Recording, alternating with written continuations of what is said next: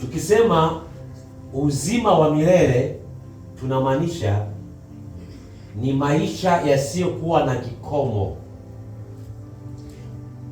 Mtu ambaye anaweza katoa maisha yasiyokuwa na kikomo ni Mungu mwenyewe. Kwa sababu gani?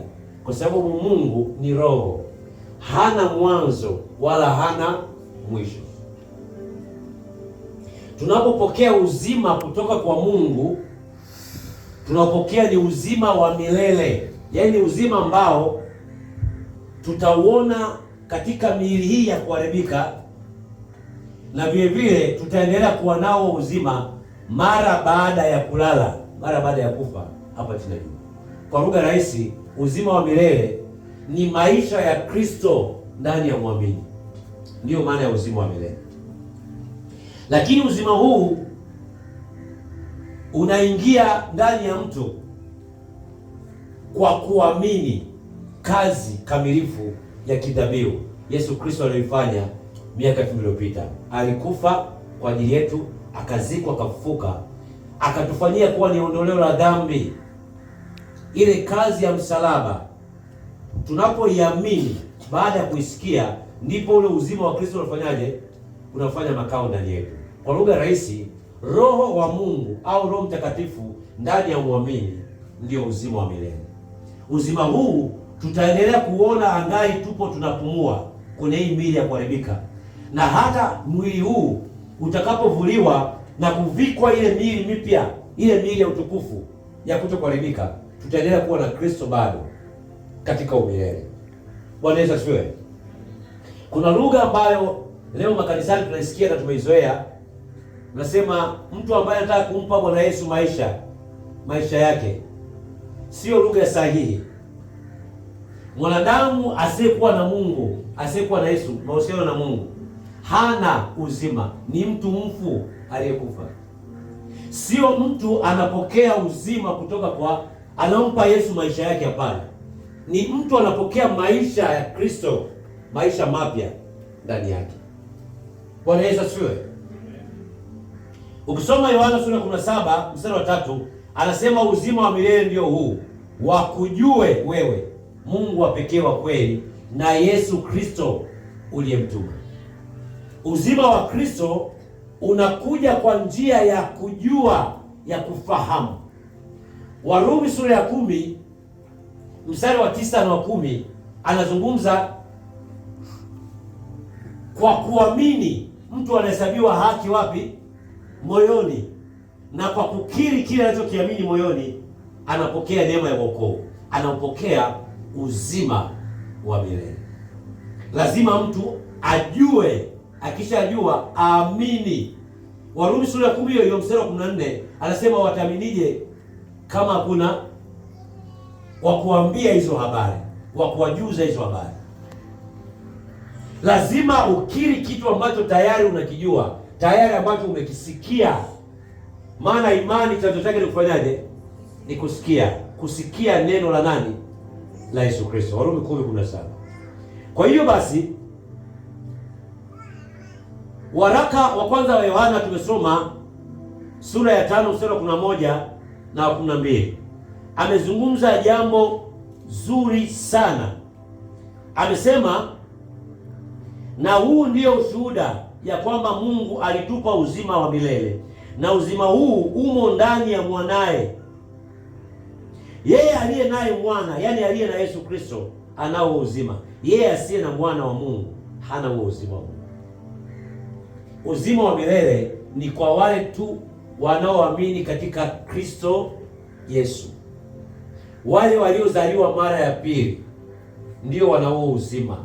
Maana Mungu uzima ameweka ndani ya mwanaye, yule aliyekufa akateswa kwa ajili yetu. Kwa hiyo yoyote mwenye huyo mwana, mwenye roho wa Kristo, mwenye Roho Mtakatifu, anao uzima, maana humo ndani ya mwanaye. Bwana Yesu asifiwe sana. Nisikize vizuri. Maisha yetu sisi tunayoishi hapa chini ya jua, Biblia imezungumza kwa Wakorintho wa kwanza sura ya 6 mstari wa 17, amesema lakini yeye aliyeungwa na Bwana ni roho moja na yeye. Maisha yetu tunayoishi hapa chini ya jua, tokea tupokee kipawa cha neema ya wokovu, na nafsi zetu, roho zetu ziungane na Roho Mtakatifu. Roho wa Mungu amefanya makao ndani yetu.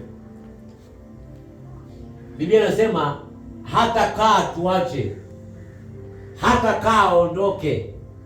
Kilichoungwa, unajua aliposema alichokiunganisha Mungu mwanadamu hawezi kukitenganisha. Watu wengi wanatumia mstari kufungishia ndoa. Hakumaanisha hivyo.